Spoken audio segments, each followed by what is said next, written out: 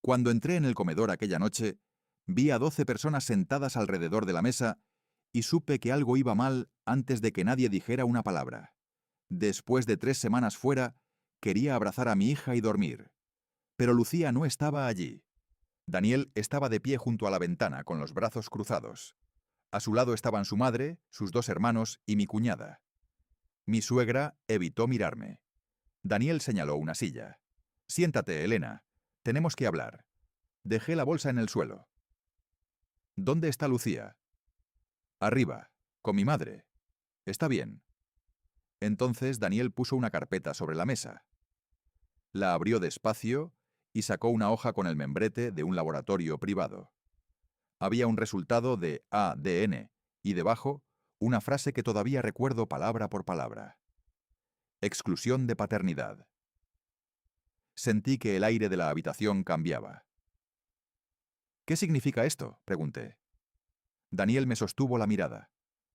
«Significa que Lucía no es mi hija». Nadie respondió. Escuché el reloj de la cocina. Daniel empezó a hablar como si hubiera ensayado cada frase. Dijo que llevaba meses sospechando de mí, que había encontrado mensajes extraños en mi teléfono y que mis viajes por trabajo eran una excusa para verme con otro hombre. Después dijo algo que me hizo levantar la cabeza. «No solo me engañaste, me convertiste en el padre de una niña que no es mía». «Eso es mentira». Entonces explica el resultado. Tomé la hoja. El nombre de Lucía aparecía escrito correctamente, igual que el de Daniel. La fecha del análisis era de hacía 6 días. Miré el nombre del laboratorio. No lo conocía. «¿Cuándo hiciste esto?»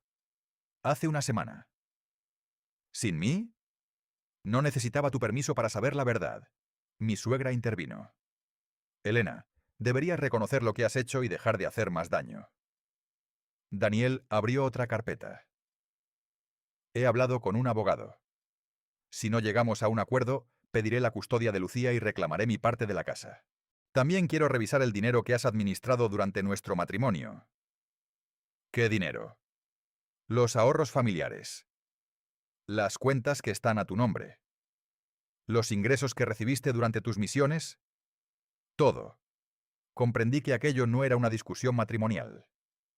Daniel no había reunido a su familia para preguntarme qué había ocurrido. Había preparado una acusación, un documento y una estrategia. Aún así, todavía no entendía por qué. Miré otra vez el resultado de ADN. Había algo que me molestaba. La fecha. El laboratorio. Y un pequeño detalle en mi apellido. En mis documentos oficiales aparecía Valdés con tilde. En aquella hoja figuraba Valdés. Podía ser un simple error, pero después de años trabajando con informes y expedientes, sabía que los detalles importaban. «Quiero una copia», dije. Daniel soltó una risa seca. «¿Para qué? ¿Para inventar otra historia?» «Para revisarla. Mi abogado se encargará de eso». Él cerró la carpeta. Me levanté. No iba a gritar delante de la familia. Subí las escaleras y encontré a Lucía dormida en la habitación de invitados, abrazada a su conejo de peluche. Me senté a su lado y le aparté un mechón de pelo de la frente. En ese momento escuché pasos detrás de mí. Era Daniel. «No puedes llevártela», dijo. «Es mi hija». «Eso lo decidirá el juez». Bajé otra vez, recogí mi bolsa y salí de la casa. En el coche llamé a mi compañera Marta, que conocía mi trabajo y sabía manejar documentos sensibles. Le dije que necesitaba conservar copias de todo lo relacionado con el asunto. Después llamé a una abogada de confianza en Pamplona. Su primera pregunta fue sencilla. «¿Tienes el informe original?» «No». «Entonces consigue una copia. Y no discutas con Daniel por teléfono. Desde ahora, todo por escrito». Seguí su consejo. Esa misma noche revisé mis cuentas bancarias desde el móvil. Después encontré una transferencia de 18.500 euros realizada 4 días antes desde una cuenta conjunta a una cuenta que no reconocía. El concepto decía reforma vivienda. No habíamos hecho ninguna reforma. Seguí buscando. Había otras transferencias, 2.900 euros, 4.200 y 3.750. Abrí los movimientos de la hipoteca de la casa. Entonces encontré algo todavía más extraño. 3 semanas antes de aquella reunión familiar, Daniel había solicitado información sobre la titularidad de la vivienda y había pedido al banco copias de documentos que yo creía que solo nosotros dos podían solicitar. Guardé cada pantalla y envié los extractos a mi abogada. Poco después recibí un mensaje de Daniel. Si quieres volver a ver a Lucía, tendrás que aceptar mis condiciones. Lo leí 2 veces. Por primera vez desde que entré en aquella casa, dejé de preguntarme cómo podía demostrar que no había sido infiel. Empecé a preguntarme qué había planeado Daniel antes de que yo regresara. Abrí entonces el historial de correos de nuestra cuenta compartida. Encontré uno enviado 2 meses antes de aquella noche. Tenía un archivo adjunto. El nombre del archivo me hizo quedarme inmóvil. Plan custodia y venta. Abrí el archivo sin respirar durante unos segundos. Esperaba encontrar una lista de gastos o algún documento relacionado con la casa, pero lo primero que apareció fue una tabla con varias fechas, cantidades y nombres. En la parte superior Daniel había escrito: pasos después de la separación. No decía divorcio. Decía separación, como si hubiera decidido mi futuro antes de comunicármelo. Había una columna para la vivienda, otra para las cuentas y otra para Lucía. En la última aparecían frases breves: solicitar custodia provisional, presentar prueba de ADN, cuestionar estabilidad laboral, pedir uso exclusivo de la vivienda. Me quedé mirando la pantalla. Mi primer impulso fue llamar a Daniel y preguntarle por qué había hecho aquello. Mi abogada me había dicho que no discutiera con él, así que dejé el teléfono sobre la mesa y continué leyendo. Había una fecha marcada 3 meses antes. Junto a ella aparecía el nombre de un despacho de abogados de Pamplona. Más abajo había una cantidad de 1.200 euros y la palabra consulta. Eso significaba que Daniel llevaba meses preparando aquello. Pero todavía faltaba algo. La última línea decía: ADN antes de regreso de EB. Mi regreso estaba previsto desde hacía 6 semanas. Él sabía exactamente cuándo volvería. Cerré el documento y lo guardé en 3 lugares diferentes. Al día siguiente fui a ver a mi abogada, Clara. No era una persona que hablara mucho. Escuchó mi explicación, revisó el archivo y después pidió que le mostrara el resultado de ADN. Cuando vio la fotografía del documento, no hizo ningún comentario durante unos segundos. No quiero sacar conclusiones todavía, dijo. Pero hay que comprobar el laboratorio, la cadena de custodia de la muestra y quién solicitó el análisis. ¿Crees que está falsificado? Creo que no podemos aceptar un documento así como una verdad solo porque alguien lo puso sobre una mesa. Eso fue suficiente para mí. Clara presentó una solicitud formal para obtener información del laboratorio y recomendó que yo no intentara recuperar a Lucía por mi cuenta. Mientras tanto, Daniel comenzó a contar su versión a la familia. Mi hermana me llamó llorando. Elena, ¿es verdad que tenías una relación con alguien de la base? No. Daniel dice que tiene mensajes. Que los enseñe. Dice que los presentará ante el juez. Entonces, que lo haga. Mi hermana guardó silencio. Después preguntó: ¿y el ADN? También lo vamos a comprobar. No intenté convencerla. Ya había aprendido que cuando alguien controla una historia desde el principio, discutir con cada persona que la escucha solo consigue que uno parezca desesperado. Durante los siguientes días me concentré en documentos. Revisé mis cuentas, mis recibos, mis correos y los movimientos de la cuenta conjunta. Descubrí que Daniel había cambiado la contraseña de una plataforma bancaria 2 semanas antes de mi regreso. También había solicitado una tarjeta adicional vinculada a la cuenta común. Mi abogada pidió al banco los registros oficiales. Una tarde, mientras revisaba una carpeta antigua, encontré un correo de Daniel dirigido a un agente inmobiliario. El mensaje era de hacía un mes. Preguntaba cuánto podía obtener por nuestra casa en Pamplona y si era posible preparar una venta rápida. La casa no estaba solo a su nombre. La habíamos comprado juntos y gran parte de la entrada inicial procedía de mis ahorros acumulados antes del matrimonio. Guardé el correo. Esa noche recibí otro mensaje de Daniel. No hagas esto más difícil. Si aceptas que Lucía se quede conmigo y renuncias a reclamar la casa, podemos evitar un juicio. No respondí. Al día siguiente, Clara me llamó. Tenemos una novedad. El laboratorio contestó. ¿Y? El número de referencia que aparece en la hoja no corresponde a un informe de paternidad emitido a nombre de Daniel. Sentí que por fin una pieza encajaba. ¿Qué significa exactamente? Que necesitamos saber de dónde salió ese documento. También nos enviaron algo más. Un registro de las solicitudes realizadas con los datos personales de Daniel. La prueba que él había presentado no figuraba entre ellas.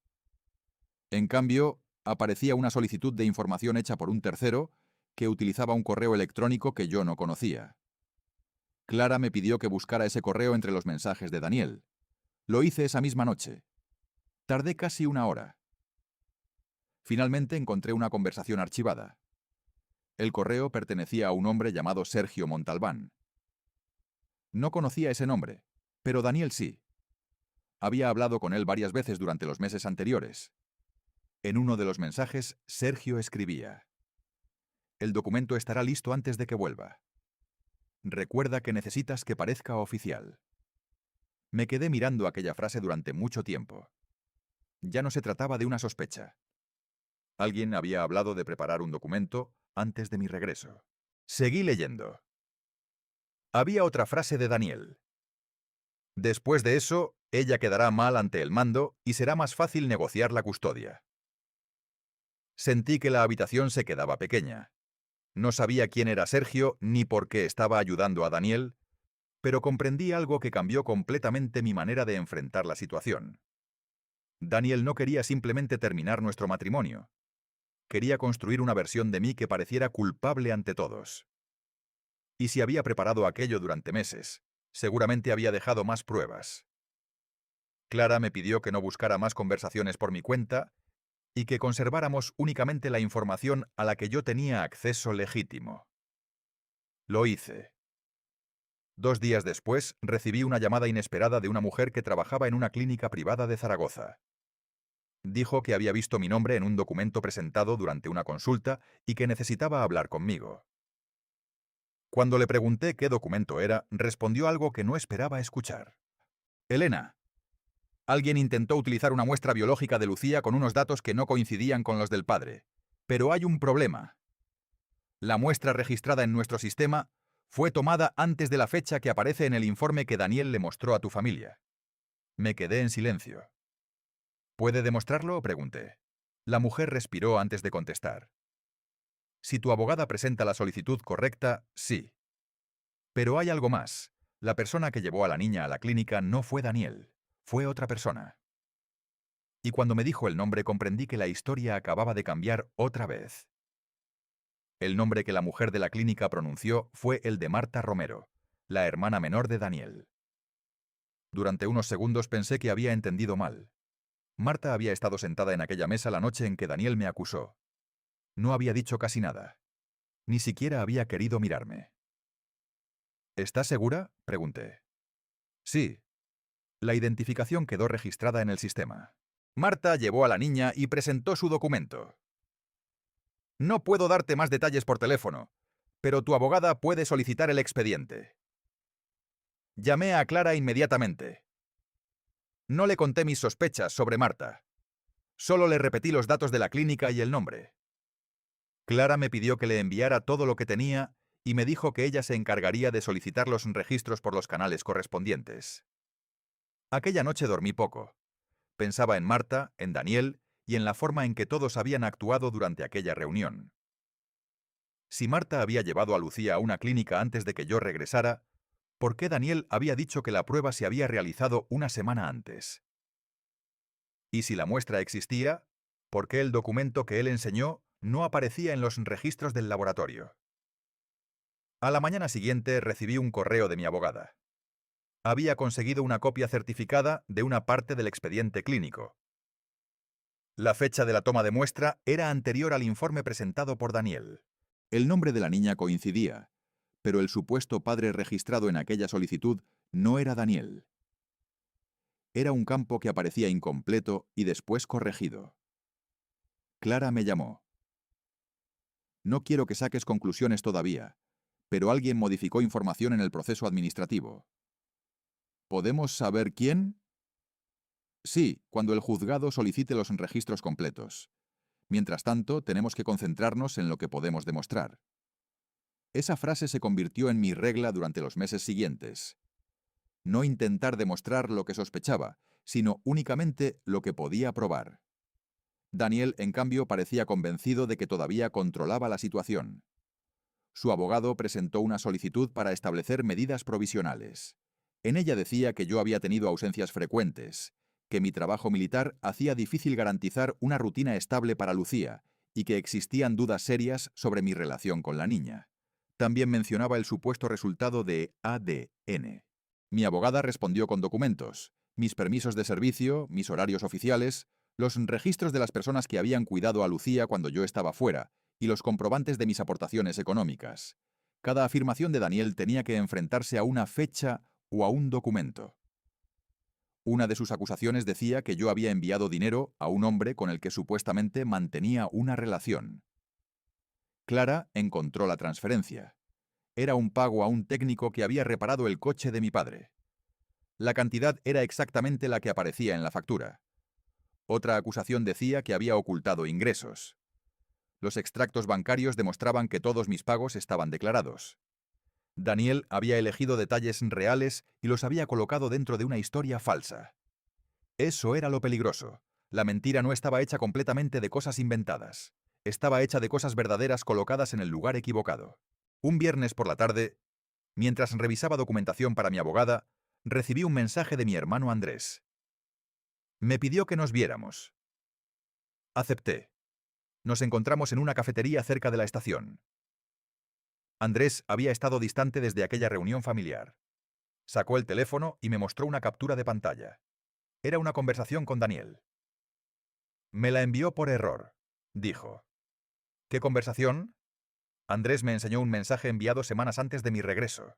Daniel había escrito: Cuando Elena vuelva, no quiero que nadie la deje hablar primero. Si empieza a explicar demasiado, la gente puede dudar. Debajo aparecía otro mensaje. Marta ya sabe qué tiene que decir. Miré a Andrés. ¿Por qué me enseñas esto ahora? Porque pensé que Daniel solo quería divorciarse. Después vi lo del dinero. ¿Qué dinero? Andrés me explicó que Daniel le había pedido un préstamo de 25.000 euros meses antes. Le dijo que necesitaba cubrir una oportunidad de inversión y que devolvería el dinero cuando se vendiera la casa. Andrés no se lo prestó, pero tenía algo más. Una copia de un documento que Daniel le había enviado para convencerlo. Era una estimación del valor de nuestra vivienda y una nota donde Daniel afirmaba que, después de la separación, esperaba quedarse con la propiedad y venderla. De pronto entendí una parte del plan. La casa no era solamente un lugar donde vivíamos. Era el activo más importante que teníamos. Daniel estaba intentando conseguir la custodia, desacreditarme y crear una situación en la que pudiera controlar la vivienda mientras el proceso avanzaba. Pero todavía no sabía por qué necesitaba tanto dinero. Clara decidió investigar las transferencias que habíamos encontrado. El banco confirmó que los 18.500 euros enviados desde nuestra cuenta conjunta terminaron en una empresa registrada a nombre de Sergio Montalbán. Cuando busqué el nombre de la empresa, descubrí que se dedicaba a asesoría inmobiliaria y gestión de propiedades. Clara me dijo que no hiciéramos nada todavía. Primero necesitamos saber qué servicio pagó Daniel. El banco no puede decirnos eso. Pero podemos solicitar información durante el procedimiento. Unos días después, Daniel apareció en la puerta del apartamento donde yo estaba viviendo temporalmente. No entró. Se quedó en el pasillo. Quiero hablar contigo como adultos, dijo. Puedes escribirle a mi abogada. No necesito una abogada para hablar con mi esposa. Yo sí necesito una abogada para hablar contigo. Bajó la voz. Si sigues adelante con esto, voy a contarle al mando todo lo que tengo. ¿Todo qué? Tus mensajes, tus viajes, el resultado del ADN, y tengo testigos. Lo miré sin responder. Daniel, ¿por qué tienes tanta prisa por destruir mi reputación? Su expresión cambió apenas un segundo. Porque tú destruiste nuestra familia. Cerré la puerta. Esa misma noche, Clara me llamó. El juzgado ha aceptado nuestra solicitud para pedir los registros completos del laboratorio y de la clínica. Y hay otra cosa. El banco confirmó que el dinero transferido a la empresa de Sergio no fue utilizado para una reforma. Fue utilizado como pago inicial para una operación relacionada con la venta de un inmueble.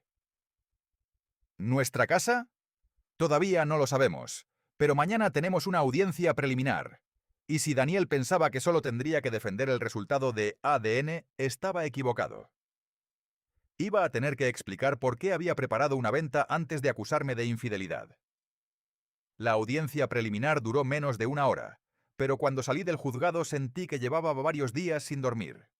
Daniel llegó acompañado de su abogado y evitó mirarme. Esta vez no había familiares alrededor de una mesa ni voces levantadas. Solo había documentos, preguntas y personas obligadas a responder con precisión. El juez revisó las medidas provisionales y pidió que ambas partes entregaran la documentación relacionada con la vivienda, las cuentas y el supuesto análisis de ADN. El abogado de Daniel insistió en que existían dudas sobre mi conducta y que, mientras se aclaraba la situación, sería conveniente que Lucía permaneciera con su padre. Clara respondió sin elevar la voz. Presentó los registros de mi trabajo, los comprobantes de los gastos de Lucía y las pruebas de que yo había seguido pagando la hipoteca incluso después de abandonar temporalmente la casa. Después entregó la información obtenida del laboratorio. El juez levantó la vista. El informe de ADN presentado por el señor Romero fue emitido por ese laboratorio. El abogado de Daniel pidió tiempo para revisar la documentación. Clara contestó que el laboratorio ya había confirmado por escrito que el número de referencia del documento no correspondía a ningún análisis de paternidad realizado a Daniel. El juez pidió que esa cuestión se investigara formalmente antes de tomar decisiones sobre la custodia. No hubo ninguna declaración dramática. No hizo falta. Por primera vez, la versión de Daniel tenía una grieta visible. Al salir, mi abogada me pidió que no hablara con periodistas, familiares ni conocidos sobre el caso. Yo tampoco quería hacerlo. Lo único que quería era recuperar a mi hija y que la verdad quedara registrada donde correspondía. Sin embargo, aquella tarde recibí una llamada de mi madre. Elena, Daniel está diciendo que todo esto es un malentendido. ¿Un malentendido? Dice que quizá el laboratorio cometió un error. Entonces, que presente la documentación que lo demuestre. Mi madre guardó silencio.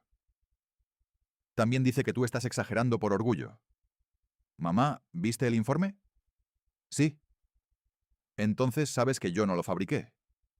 No respondió. Colgué. 2 días después, Clara me envió un correo con varios archivos. El primero era un registro bancario, el segundo era una factura. El tercero era un documento de una empresa inmobiliaria. En todos aparecía el mismo número de operación.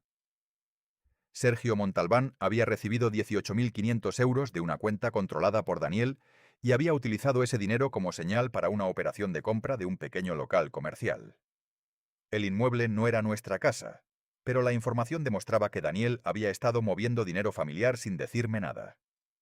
Aún más importante, el contrato incluía una cláusula que indicaba que el comprador esperaba financiar el resto de la operación mediante la venta de otro activo. El activo señalado como posible garantía era nuestra vivienda. ¿Podía vender la casa sin mi firma?, pregunté. No en las condiciones que él pretendía, respondió Clara. Pero estaba intentando crear una posición negociadora. Si conseguía que tú aceptaras la custodia exclusiva y salieras del domicilio sin reclamar tus derechos económicos, tendría mucho más margen. El plan empezaba a verse completo. Daniel necesitaba que yo pareciera una mujer irresponsable, infiel y económicamente poco fiable.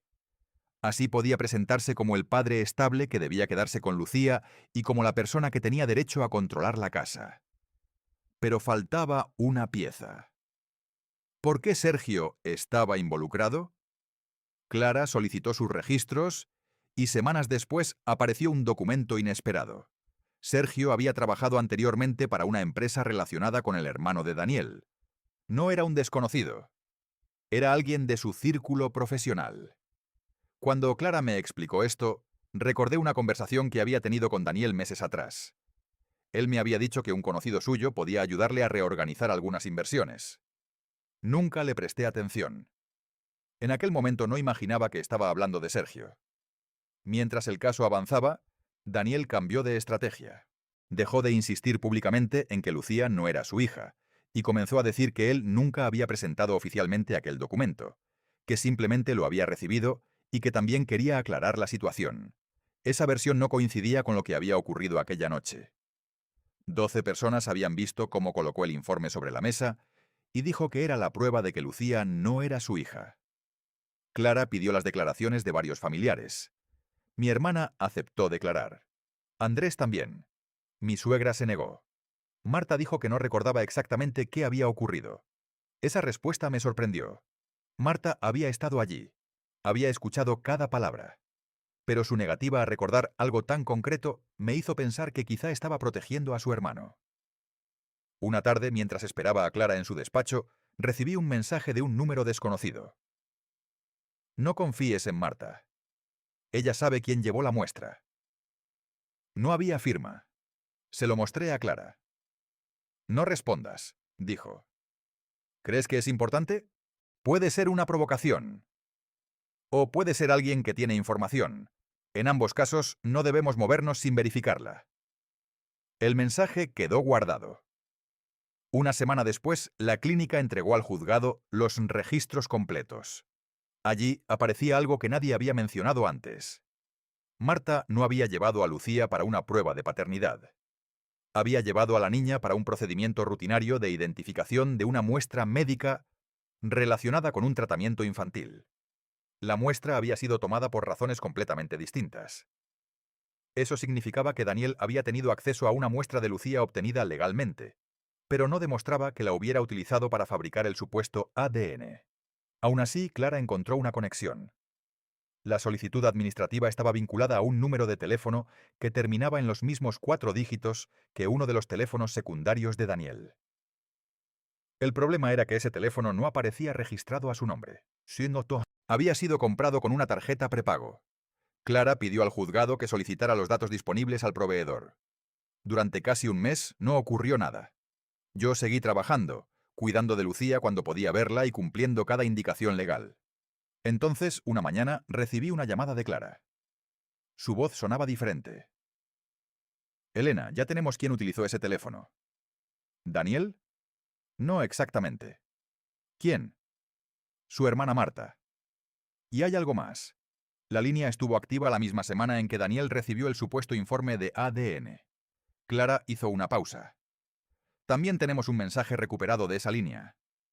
Y si es auténtico, demuestra que Marta sabía desde el principio que el resultado que Daniel presentó no era verdadero.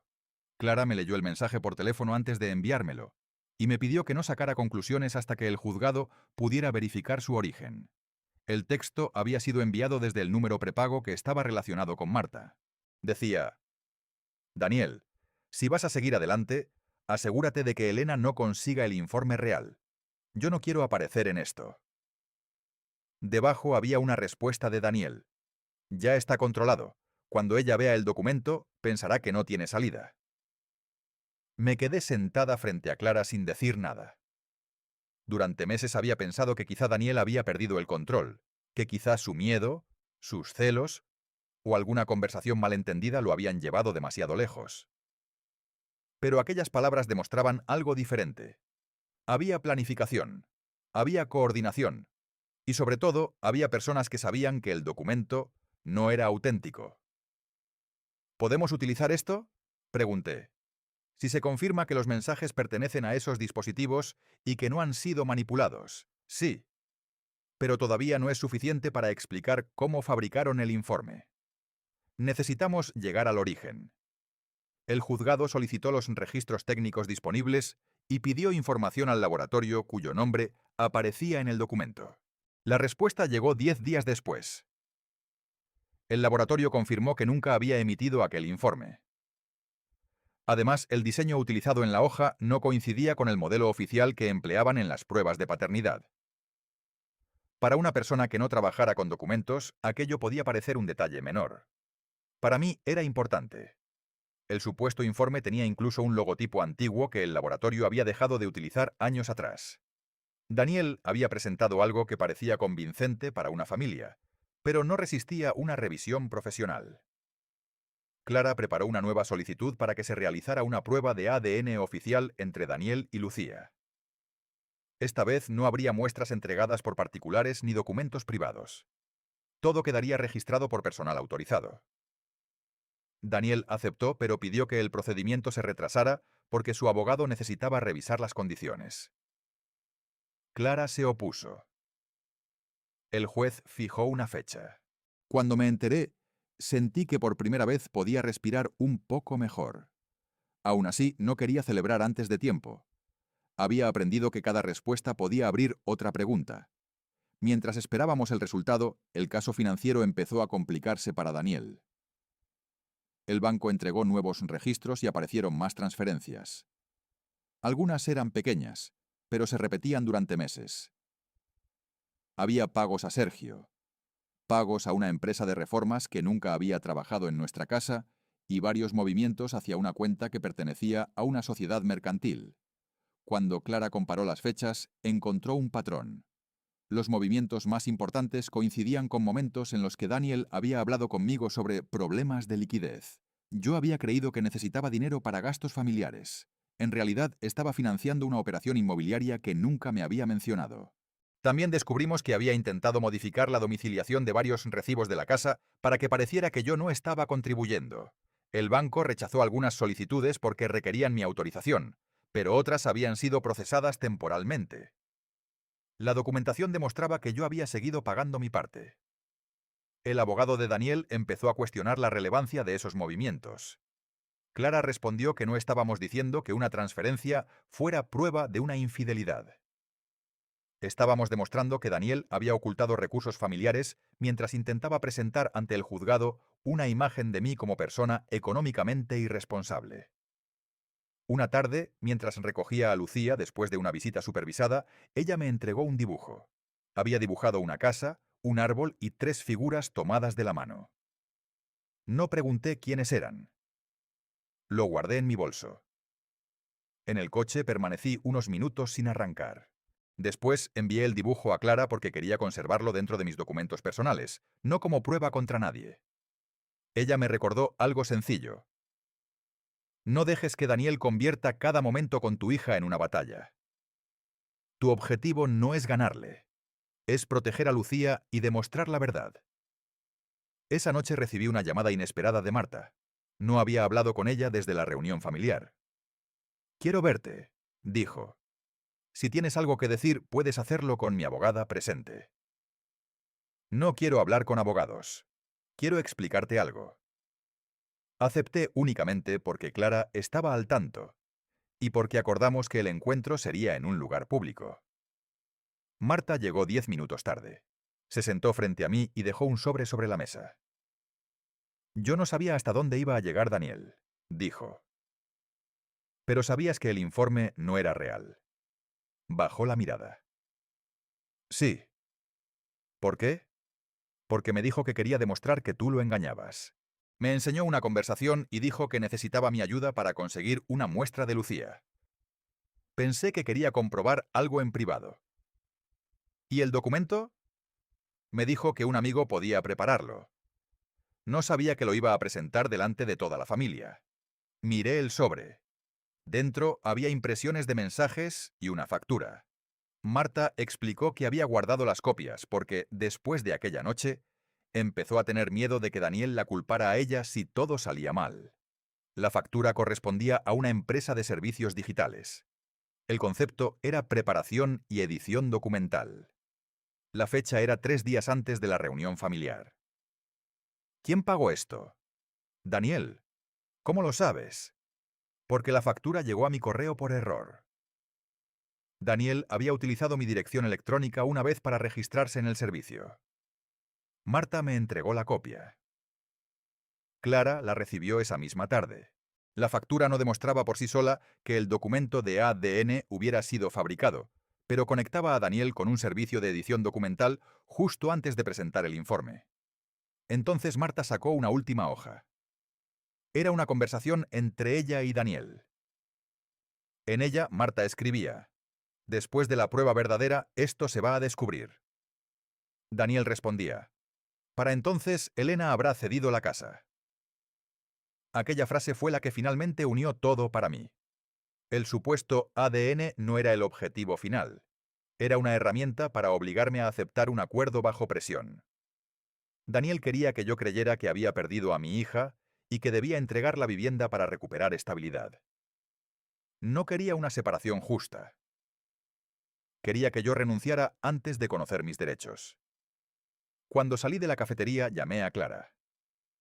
«Tenemos que entregar esto al juzgado», dije. «Ya lo estoy preparando.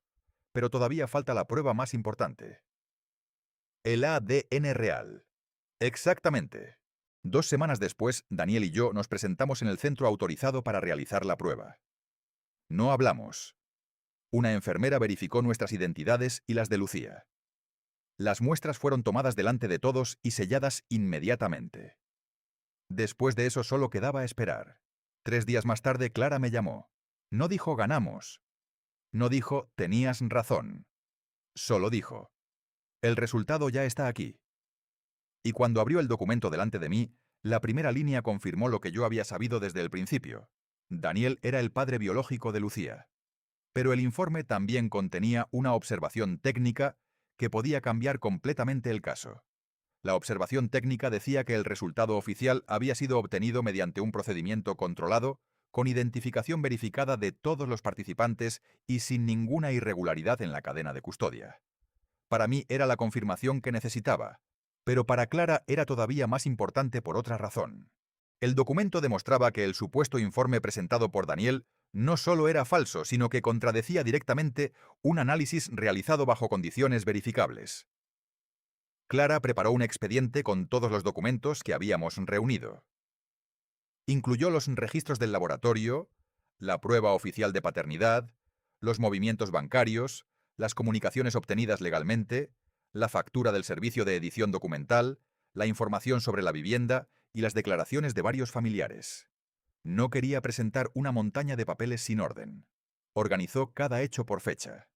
Primero aparecía la consulta inmobiliaria de Daniel, después las transferencias de dinero, luego el contacto con Sergio, después la preparación del documento falso. Finalmente, la reunión familiar y la solicitud de custodia.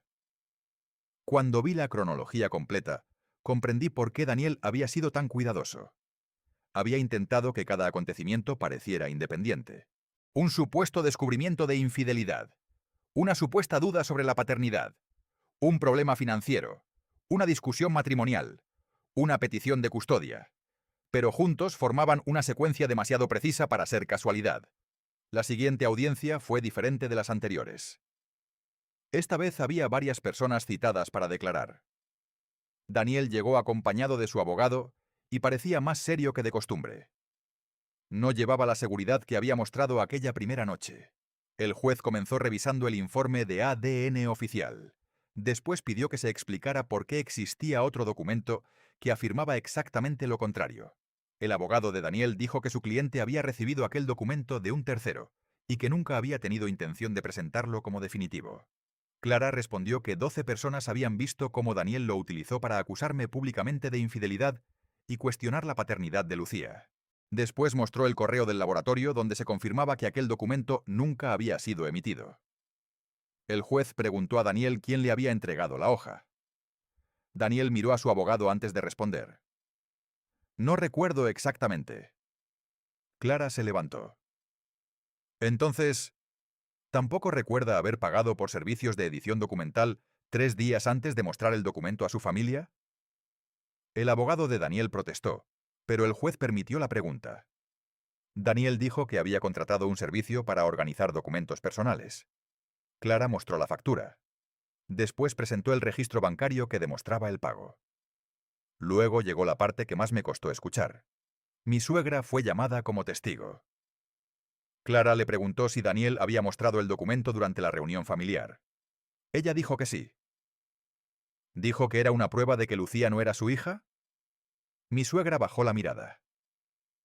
Sí. ¿Y dijo que quería utilizarlo para pedir la custodia? Sí, la respuesta fue breve. Después llamaron a Andrés.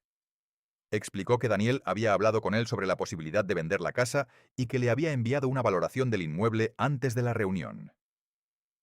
También habló del préstamo que Daniel había intentado conseguir. Finalmente, Marta tuvo que declarar. Yo no sabía si sería capaz de hacerlo. Se sentó frente al juez con las manos juntas. Su abogado le hizo algunas preguntas y luego Clara empezó a preguntarle por la línea telefónica prepago, por la clínica y por el documento. Marta reconoció que había ayudado a Daniel a llevar a Lucía a la clínica, aunque insistió en que no sabía para qué utilizaría la muestra. Después admitió que sabía que el supuesto informe no procedía del laboratorio. El juez le preguntó por qué no había hablado antes. Marta respondió: porque tenía miedo de que mi hermano me culpase por todo.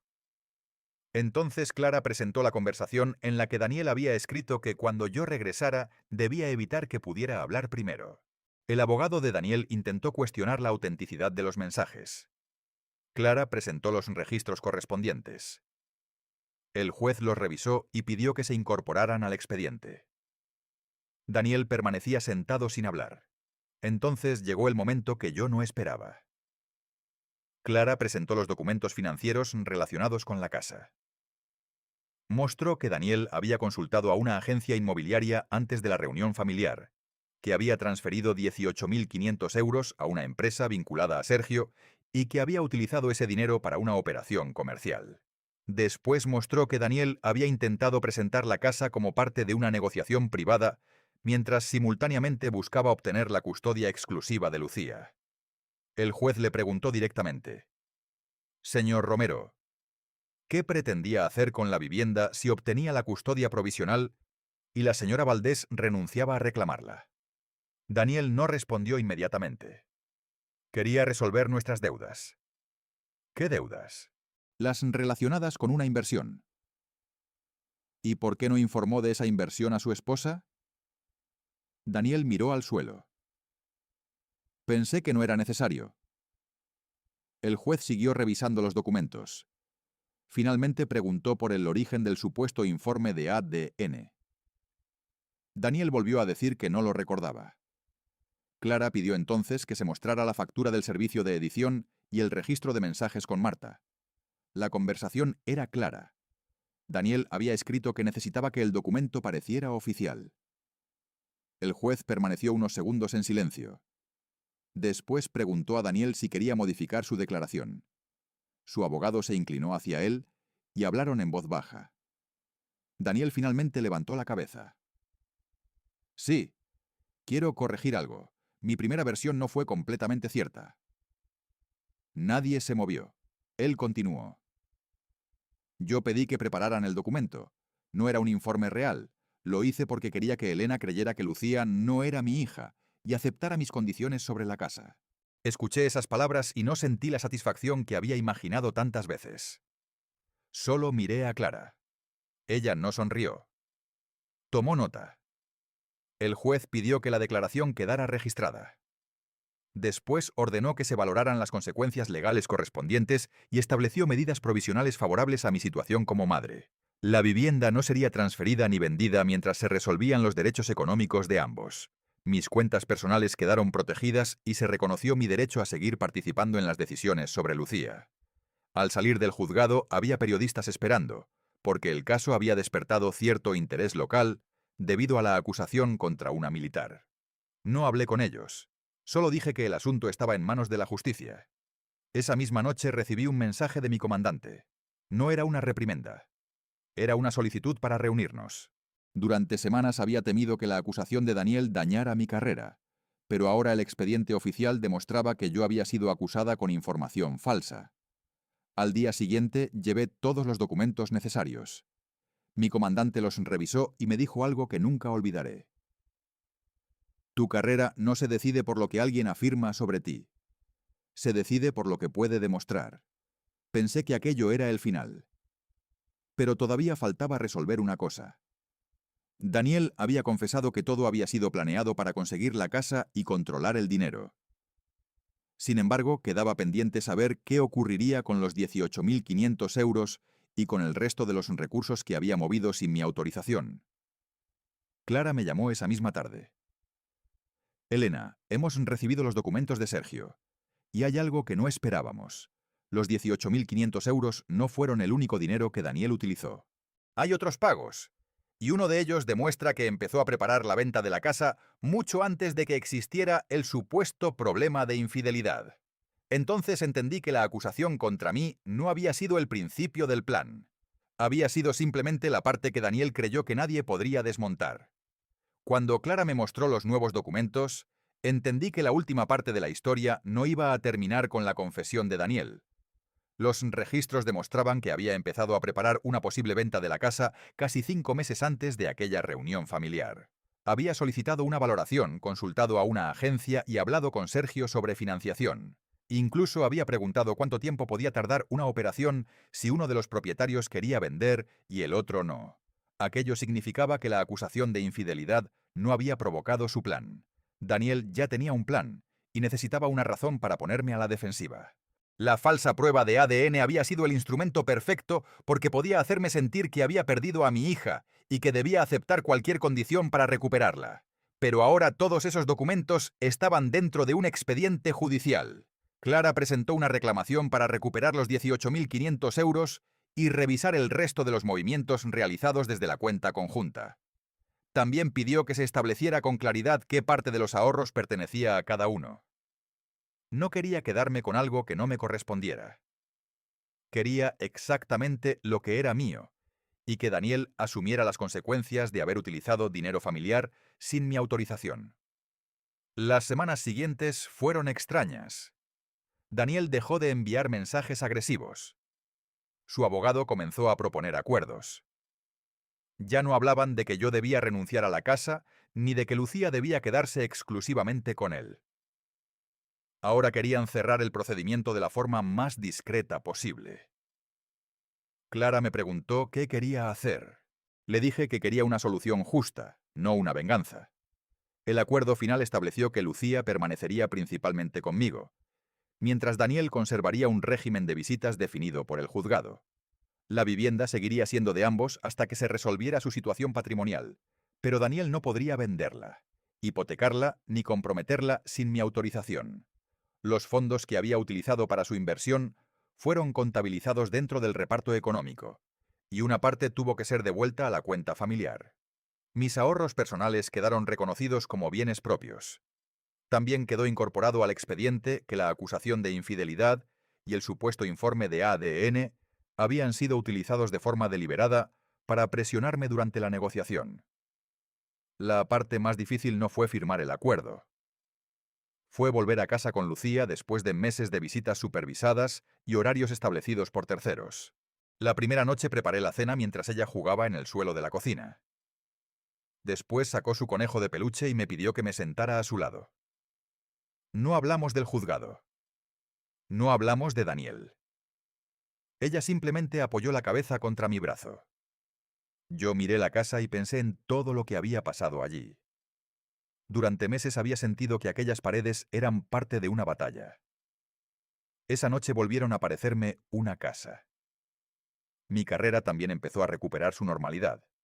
La investigación interna concluyó que no existían pruebas de ninguna conducta impropia por mi parte y que las acusaciones habían sido presentadas sin fundamento. No recibí una disculpa pública de Daniel. Tampoco la esperaba. Algunas personas de la familia sí cambiaron su manera de tratarme. Mi hermana fue la primera en hacerlo. Me dijo que al principio había dudado porque Daniel había hablado con mucha seguridad. Pensé que alguien que estuviera diciendo la verdad no necesitaría tantos documentos, me confesó. Le respondí que cuando una persona decide mentir sobre ti delante de todos, a veces la única forma de responder es dejar que los hechos hablen. Mi suegra nunca volvió a llamarme. Marta sí. Una tarde me pidió perdón. No la perdoné de inmediato. Le dije que necesitaba tiempo. Ella aceptó. Después supe que había empezado a colaborar con el proceso porque comprendió que proteger a Daniel la había convertido en parte de algo que nunca debió apoyar. Sergio tuvo que responder por sus propios actos y quedó fuera de cualquier relación profesional con Daniel. No conocí todos los detalles de sus consecuencias porque ya no quería seguir viviendo dentro de aquel problema. Había pasado demasiado tiempo revisando cuentas, correos, fechas y documentos. Quería recuperar una vida que no dependiera de lo que Daniel hiciera o dejara de hacer. El divorcio se resolvió meses después. No hubo una escena dramática. No hubo gritos. Firmamos los documentos en despachos separados y cada uno siguió su camino. Daniel conservó una relación con Lucía dentro de las condiciones establecidas. Yo nunca intenté impedirla, porque Lucía tenía derecho a conocer a su padre, siempre que las decisiones se tomaran pensando en ella y no en nuestros conflictos. Con el tiempo, Daniel dejó de hablar de mí ante la familia. Supongo que ya no tenía sentido mantener una historia que los documentos habían desmontado. La gente había visto el resultado oficial del ADN. Había visto su confesión. Había visto los movimientos bancarios y los mensajes. La historia que había construido durante aquella cena no podía sobrevivir cuando cada detalle tenía que compararse con una fecha, una firma o un registro. Un año después de aquella noche, volví a Zaragoza por unos días debido al trabajo. Pasé frente a la estación donde había visto a Andrés durante los primeros meses del problema y recordé la captura de pantalla que me había entregado. Recordé también la primera vez que vi aquella falsa prueba de ADN sobre la mesa. Pensé en lo diferente que habría sido todo si hubiera reaccionado gritando, amenazando o intentando resolverlo por mi cuenta. Quizá Daniel habría utilizado mi reacción como otra prueba contra mí. En cambio, aprendí a guardar documentos, pedir ayuda profesional y dejar que cada afirmación tuviera que enfrentarse a una evidencia. No gané porque fuera más fuerte que Daniel. Gané porque dejé de luchar contra su versión y empecé a construir la mía con hechos verificables. Hoy Lucía tiene más de 3 años. Algunas noches me pregunta por qué su padre y yo vivimos en casas diferentes. Le respondo de una manera sencilla, porque no necesita conocer todos los detalles de una batalla entre adultos. Le digo que a veces las personas toman decisiones equivocadas y que los adultos deben resolverlas sin hacer daño a los niños. Después le leo un cuento y apagamos la luz. La casa de Pamplona sigue siendo parte de mi vida. Pero ya no representa para mí el miedo de perderlo todo. Representa el lugar donde aprendí que mi dignidad no dependía de que otros me creyeran inmediatamente. Daniel quiso que aquella reunión familiar fuera el momento en que todos me juzgaran. Terminó siendo el principio de la investigación que desmontó su propia mentira. Y cuando recuerdo aquella noche, no pienso en la hoja falsa ni en las acusaciones. Pienso en el momento en que miré el documento y noté que mi apellido estaba escrito de forma incorrecta. Fue un detalle pequeño, casi insignificante. Pero decidí no ignorarlo. A partir de ahí, cada fecha llevó a otra fecha, cada transferencia llevó a otro documento y cada mentira dejó una huella. Daniel creyó que podía controlar la historia porque tenía una carpeta preparada y 12 personas dispuestas a escucharle. Se equivocó. Una mentira puede entrar en una habitación en pocos minutos, pero para sostenerla durante mucho tiempo necesita que nadie revise los hechos. Y yo decidí revisarlos todos. No recuperé mi vida exactamente como era antes. Recuperé algo distinto. La tranquilidad de saber que, cuando alguien intentó decidir quién era yo mediante una mentira, no dejé que esa mentira se convirtiera en mi identidad.